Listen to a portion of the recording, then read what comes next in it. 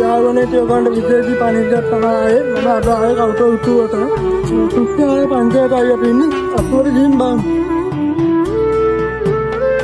විලාස්ථාන මේ බෝඩ් එක ගහදී නා ඉතින් අපි අතුවර ගිහින් බලමු.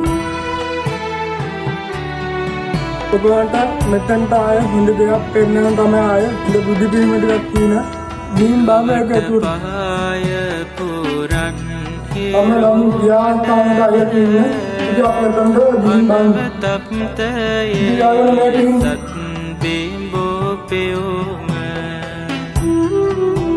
ඔබවන්ට කියන්න මම ලොකු බුදු පිළිම තමයි මෙතනින් පෙන්නන්න යන්නේ ඒක අතට ගිහින් බලමු. ඔබවන්ට පුංචි දෙයක් තමයි කියන්න ඔබ දාටු තියෙන මණ්ඩේ තමයි ඉන්නේ අතට ගිහින් බලමු අපි.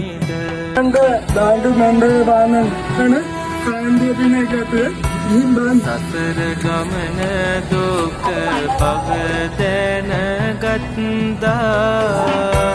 සසර පුරාපතිනිය හැරදා මේ පාය කට්ටිය අතිර භවයේ සැනසුම් සෝ